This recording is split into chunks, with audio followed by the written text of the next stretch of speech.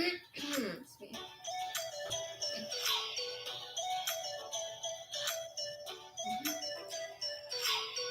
All right.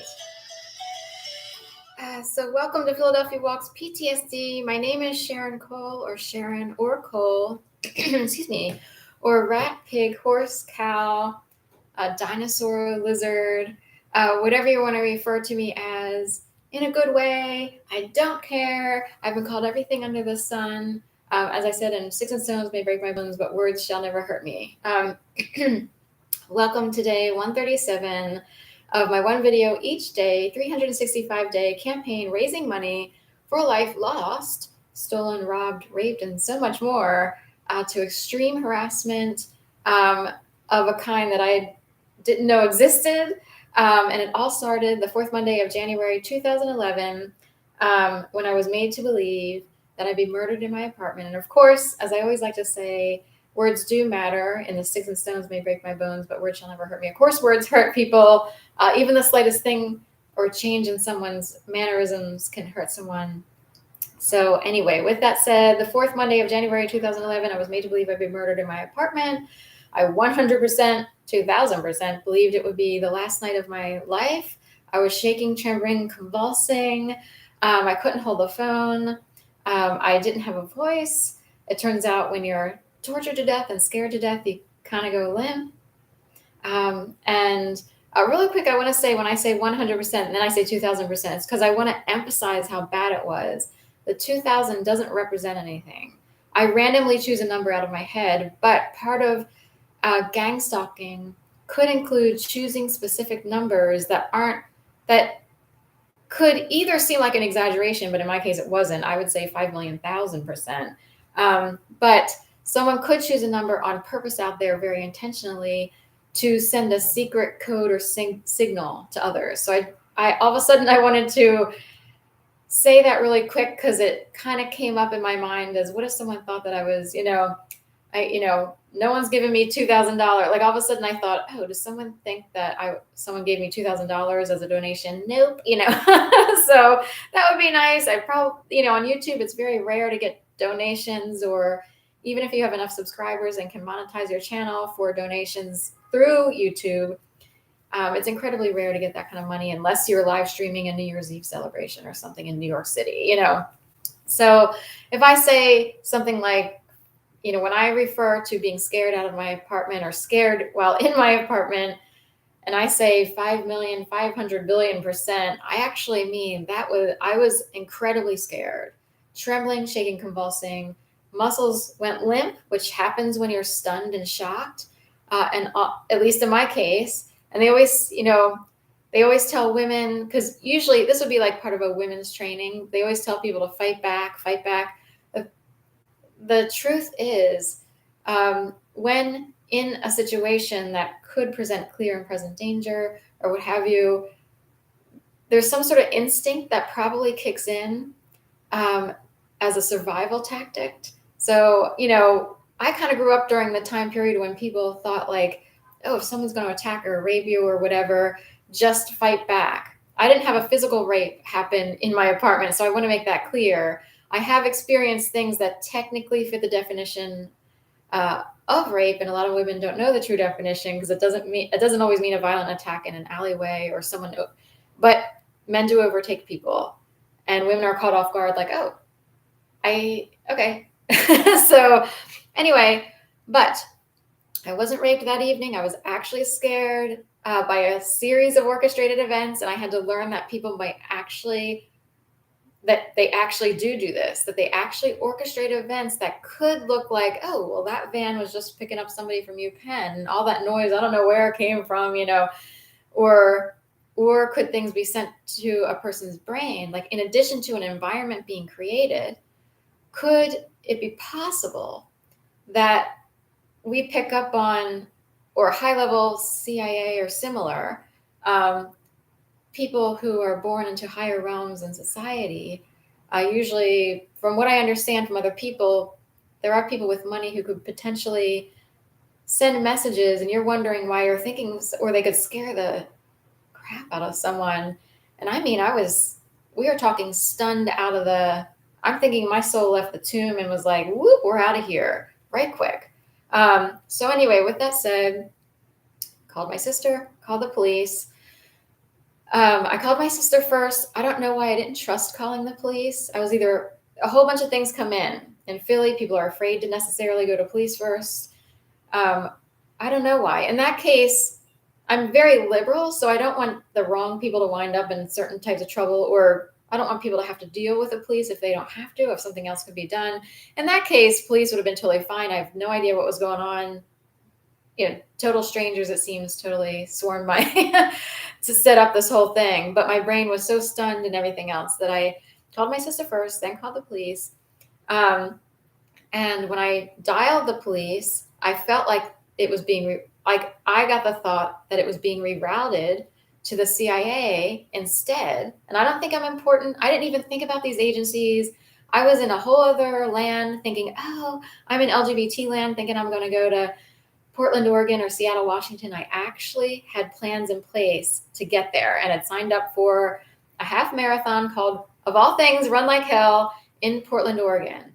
And I planned to go later that year. It would have been, I think it would have been in the fall of 2011. So anyway, police came out, kind of kicked around and they didn't go into the basement. I was too afraid to ask them to do more than what they did, as if I were an imposition on them. Someone said he should have handed them tea and cookies. They just came out kind of like Andy Griffith-ish. And one white female and one African-American guy. That was the partnership. I don't know that they're even working any longer for the police department because I filed a report with Internal Affairs. And they came back saying that those people who responded that evening no longer work. But I don't know if they just said that. Like, how would they know? I didn't know their names. I guess they have a report of having shown up. But I do file things with Internal Affairs because of what happened. So I'm just curious who knew what, who was involved in what, who was real, who was fake, so forth and so on. But when I called the police, the guy on the dispatch line had one of these flat voices. It's a South Philly Italian kind of voice. Philly can have they have specific dialects or specific accents that show up very often in relation to people who work in the justice system. For me, it's a little grating, but sorry about that, but I'm being honest about my experience. The guy had this fake voice that it's a Philly sound. I don't know how to imitate it, but when he talked, his voice actually reinforced the idea that the whole call would be rerouted to the CIA, or that he was sadistically like getting off on the call. Like, do people get a rush? And I realize there's altruistic people who do want people to be helped, and maybe there's a rush from working in a 9/11 dispatch. I totally get that. I know that certain feelings come up when someone feels like they need to help someone. It's sort of like the guy at the end of a marathon, and this has actually happened to me because I was way in the back and kind of ran with someone who had a brain tumor. And you know how people's emotions get all up and they're like, oh, go, go. And you almost want to cry because there's always the person who's like rooting extra for the guy with the brain tumor who actually signed up and actually ran a half marathon. See how all those emotions come in? And some people are put off by it. Some people understand it. And it's sort of like there's a lot of layers of things going on there.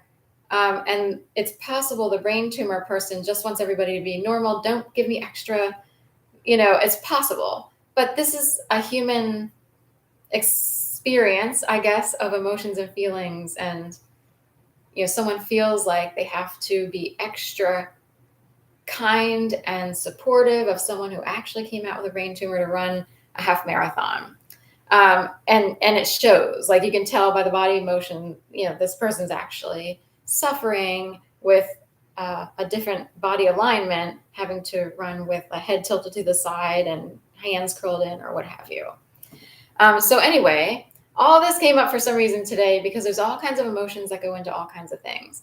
And you can kind of tell, but anyway, made to believe I would be murdered in my apartment. I do believe it was a series of orchestrated events. And And I would discover as time went on that a lot of people orchestrated skits and street theater, not in a cute, artsy way. Like this would be actually pointed at one's personal business or activities. A simple one would be I walked and rode my bike everywhere because I was stuck, and I would dare to say human trafficked through dog walking because this, whatever was going on was so bad. And I do believe I was selected out, even though I look, I don't look like I should look way worse for how victimized I was. I don't know how it works, but anyway, riding my bike to whatever that means, meaning I don't know what, someone else is like, maybe it was some sort of weird like intervention and they wanted you to be like better than you were. Because in the past, I look a little better now, but it might be a control issue of I started doing yoga and green juicing to like try to regain control over whatever it was in a way. So that turned me into a different person, the yoga and the green juicing. But mentally, I was angry all the time, wanted to scream down the street. In fact, did at some point start screaming like a heretic down the street at times if I were provoked by people on the street, such as at the Starbucks at 18th and Spruce. I was riding my bike towards there to stop at the Rittenhouse Market, and there was a group of people standing outside, including one employee who I happen to know personally because of a Christmas party that I've been invited to in the LGBT with some LGBT folks. And she and her then, I don't know if she was still the partner of this person or if they were just friends at that time, and a few other people were standing outside. There was a caution cone in front of the bike stand where I normally lock my bike to go into Rittenhouse Market. And I felt like the cone would have forced me to lock my bike closer to Starbucks. And then I would sort of really notice them and be more like annoyed and weirded out by their sort of like, that kind of activity, which would hurt someone because you're excluded from that group or you're wondering what they're doing if you know someone in the group. But anyway, I locked my bike at the bike stand where the cone was. I just looked at it like, somebody stuck the cone here on purpose to try to force me to lock my bike somewhere else because I often stop at Rittenhouse Market. But anyway, that came up as a thing. But that would be little street theater, that little group there. They did it on purpose. I know it. I know they moved the street cone, the orange cone, into a spot where I locked the bike. I know they did it on purpose. I already know the whole thing. There's something going on there, and they were doing something on purpose to try to hurt me in some way or creep me out or make me feel excluded or lonely or what have you. You would know it. If this happened to you, you would know it. Like your awareness would automatically be raised. I had a certain level of awareness, I guess, just because of certain types of education or writing, and I'm a very observant person, and they will play on whatever your weaknesses are or so forth and so on. But anyway, another example of a skit would be me coming home to a first floor, front half, apartment 1F of 66 South 19th Street apartment of a row home that was converted to apartments. So I would come home, and a couple years prior, I had purchased a reload bag, bike messenger bag. I got one of the cheapest ones because it was already made. They made a bunch of them, so it wasn't customized. The reason I got it is because I wanted to have one for 5 years. They were kind of on the expensive side as bags go in general. But as someone who was very much in the reuse, repurpose, all that, someone who was outside a lot, and these are waterproof, and someone who rode a bike a lot and who walked dogs, this was the perfect vessel, if you will, for someone like me who needed to have dog supplies in her bag. And also, should I go grocery shopping in the city? This is one way to grocery shop you can put all your groceries in the reload bag and ride your bike home and not have, you can only carry so many bags by your hand. And if you're on a bike, you can't carry grocery bags. So anyway, people were standing outside in front of the window that had an air conditioning unit, and they said, I should call them it's because I can't believe they did this. They would see me as an it. They see the world through a certain light. They believe people aren't real human beings, and they aren't real.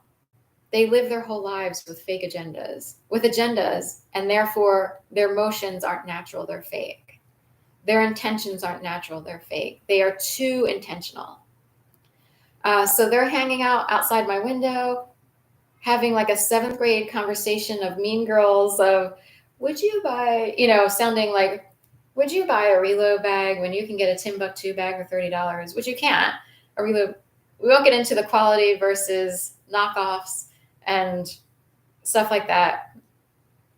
In the end, it was done to hurt me on purpose, and I could hear them because they were standing in front of my air conditioning unit in the window. And it's like another thing for people to do, to sort of like be really annoying. Just being immature is annoying, to have people be that dumb and immature. And that's how they were spending their time. They were willing to spend their time doing that, as opposed to, I don't know, doing things for themselves, maybe aspire to certain things in life, and so forth and so on. Maybe they don't believe in American dreams per se, or maybe I can make, maybe I could go out for the team, or maybe I could practice yoga and develop a certain, spiritual practice or what have you.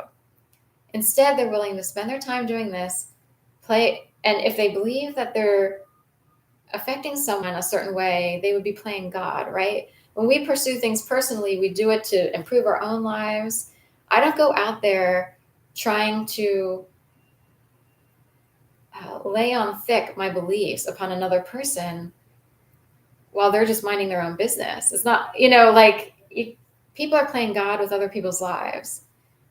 And that doesn't work. I'm all about be the change you want to see in society. And if people look at you and think, I want to be a yogi or I want a green juice, great, that's their choice, but it's out there. If they know about it, then they know about it, but I'm not pushing it on people, or I'm not trying to hurt someone. Do you see what I mean?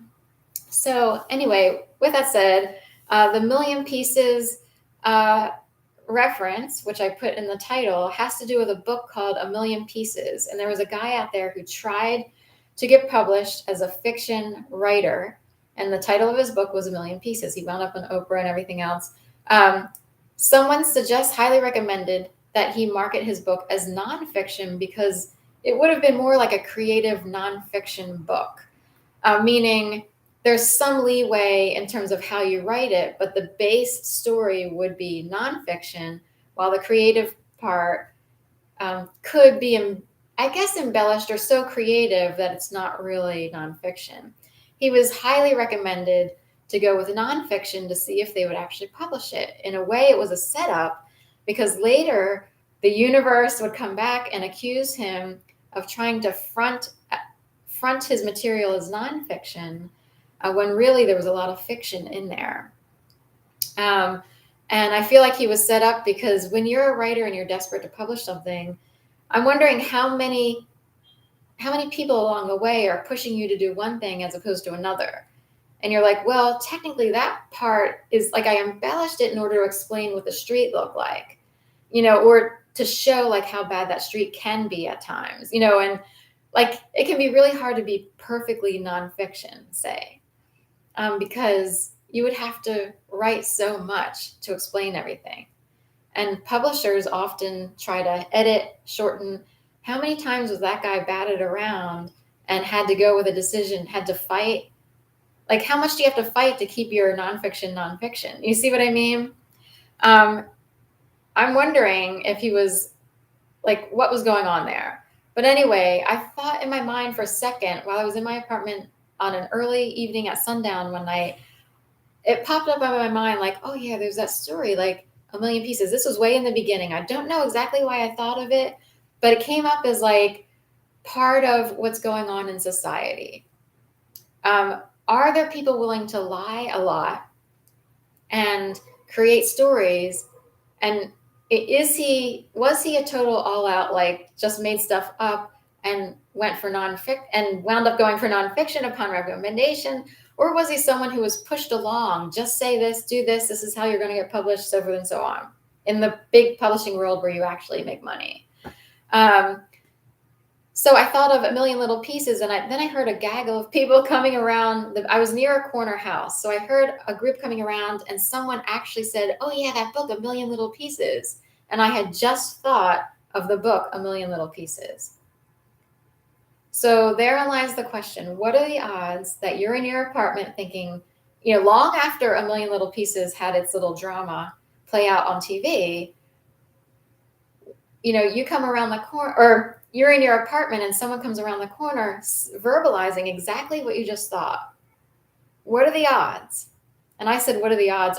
A cajillion times in 2011, 12, 13, 14. And then my experience was in phases. So a whole bunch of things went on where I moved into different phases of whatever this experience was. How many people are all out lying? How many people are pushed to do one thing when they wanted to do another? So with that writer, I didn't know what to think of him, whether he kind of made stuff up too much and didn't care, or if people were heavily pushing him to choose nonfiction over fiction. As a writer, I kind of understood, like, what if somebody did that? And you're like, what am I supposed to do? The publishing company is actually telling me it's better to go with nonfiction. They're the ones who are supposed to know better. That is an actual thing that people are faced with along the way. Of course, I wrote a book called Duplicity and Duress, Snap Factories in the Making. I went with fiction based on true events. That covers the bases. That's a disclaimer in and of itself. And then in my book, I have like 5 different disclaimers to push back on anyone who would try to come forward to say this, that, or the other. And it's like, they do this in TV land, just like Saturday Night Live. And they'll say, any resemblance to yourself or others is merely a coincidence. So I even put that in there. And that's how people in the world of creativity can get away with using you as fodder while making a ton of. I didn't make money. I paid to have my book published. I had to pay to get a story out there that I really wanted the story out there. I changed all kinds of names. I kind of fixed a few things so that people wouldn't necessarily know if anyone was really related or if they were friends or what. Like, I really wanted to sort of protect people who are trying to live their lives, should anyone actually read it. But not many people actually read this book, except for a couple family members. So, and maybe a couple other people out there who knew that I was going through something and they bought it. Whether or not they actually read it, the whole thing is a whole other. It's really long and drawn out because I wanted to cover everything so much, and it takes forever. Like, I have so much fodder, if you will, because of everything that happened, that it's like writing the Bible every day. I would have to write stuff every day. Okay, so today someone said so today I wind up with a major toothache around August 1st or so. Flash forward to August 3rd, Smile Direct Club facility winds up with a shooting. And I had like a major toothache. I've never had a major toothache in my entire life. 2021. Then 3 people were shot at an Airbnb in the neighborhood over here where I used to live in that vicinity. They were injured, no fatalities. And all in the same week, the Pope also received 3 bullets in the mail. All in the same time period. And I found out I had to go to one dentist who was a complete jackass. And I actually got up and left because I didn't want to be treated that badly. I couldn't believe it. That's what I mean. Because I'm like, is this guy for real? You can't do that. I actually am like boggled. This is over here on Delancey or at Dental. You can't. No one's allowed. Is this like, are we on candid camera? Because you can't behave like that to a patient who's vulnerable in a chair laid back with all these people up. You see how vulnerable people are when they're at the mercy of a doctor? And they know the power dynamic. They are trained in school to know that they have the power and patients really don't. They are physically at a disadvantage, patients. And mentally, because most people don't know anything about dentistry. So anyway, got up and left. Had to find another dentist, and this was about 2 weeks or 3 weeks before my insurance would kick in, but I couldn't wait because I was hurting so badly. I'd already purchased a bunch of Tylenol and Ambosol to get rid of my toothache. I go to someone who did what I expected. It was an emergency thing, and just take the x-rays and find out what's going on. Don't go through a whole bunch of rigmarole about blood pressure. When's the last time you saw a doctor? That's none of and with a condescending, patronizing tone, belittling tone. That's them. Go down here, they do exactly what I expected, what my childhood dentist would have done. Let's get a look at these teeth, find out what's going on. That's about it. Don't try to get a fake blood pressure reading with a wrist. That could dole out some fake stuff. And I knew that I felt extra good that day. I'm like, wow, I'm really happy. The weather's perfect. I feel relaxed. I'm taking care of myself. I felt good. They cause high blood pressure for some people because they had to come up with a bunch of BS before actually trying to check. They had to treat me in a shitty way. The doctor did. Other people there were totally fine. But one of the dentists there was so bad that he caused, it's like being manhandled in a rapist-y way, but mentally. And a female who is aware and who is tired of being treated that way would know it immediately. I mean, you would know you didn't love the visit. You would know you didn't want to be grilled by a doctor while you're sitting there with emergency toothache. You would know, just please check the tooth, please. That's basic logic. That's basic, like, common sense. Check the tooth. I'm here for you to check the tooth, not 50 million other things that you're not qualified to really look into. He's not in a position to ask, when's the last time you saw a doctor? Is he? He's a dentist. It's kind of a little off the path. They were fishing. They were fishing to see what they could get away with, potentially. Don't feed me to the sharks in the medical industry. I'm an organic naturalist person, and I'm proud of it. I know when my body needs to be looked into. I would know. You can tell the difference. Go down to Market Street, Sunrisa or what have you, his hygienist or dental assistant took the x-ray. Then the doctor came in, Dr. Sunrisa, I guess. Super nice. And he said, it looks like number 15, upper left, second to the back. Could potentially use a root canal. And he was showing me on the x-ray. Of course, they show things on the x-ray and I can't see anything. Everything looks the same. You see what I mean?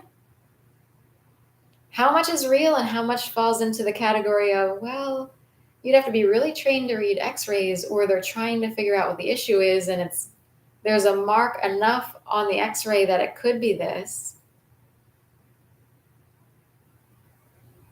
Some conspiracy people out there are like, we want to know how much is fake in the medical field, but I don't want to negate the medical field because I know people actually suffer and things need to be fixed. So I totally get it.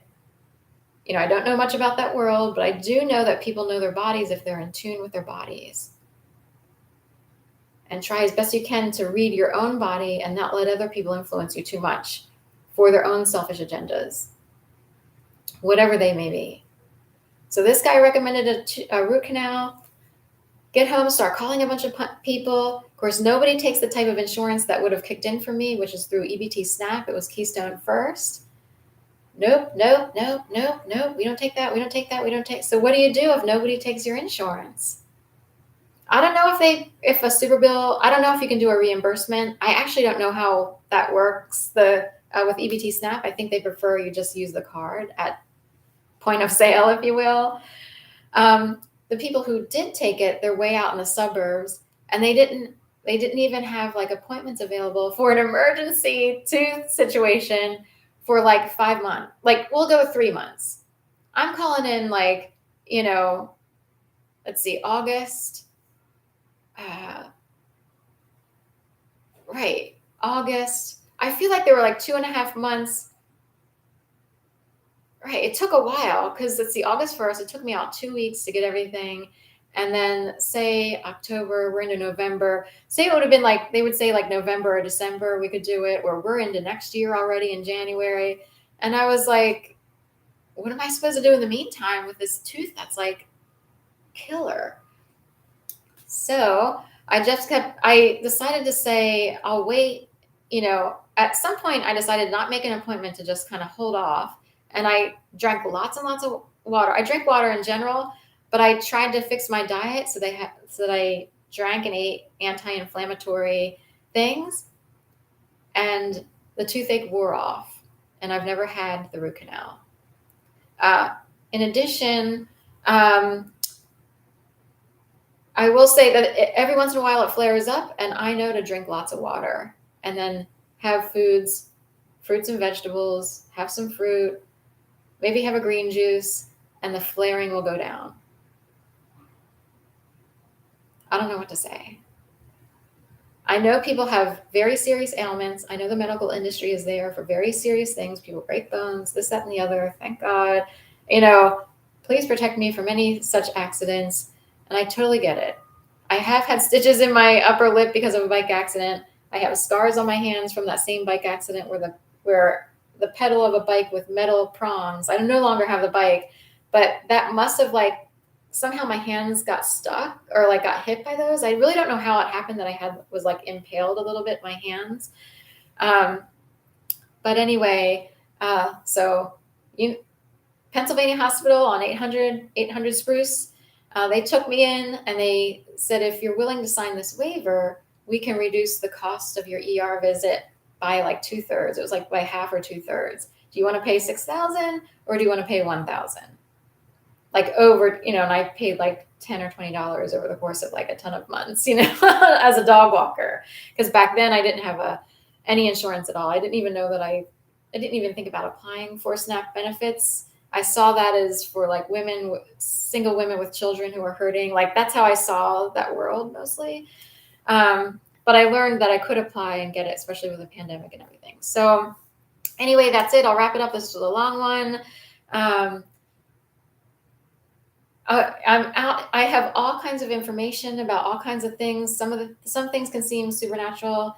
I'm looking for a job, even in the intel world, public, private, other countries here, to talk about my experiences. I got to get paid somehow, and I can't be, 58 years old still walking dogs. I got kind of stuck in dog walking. I can do other things. Every time I work someplace else, whatever my experience is, just like that dentist, they'll start behaving very badly and playing very severe mind games, acting as if that's okay and acceptable. It is not acceptable to do what he did. Okay, so more power to women who realize they're being abused. Get up and walk out and refuse to pay.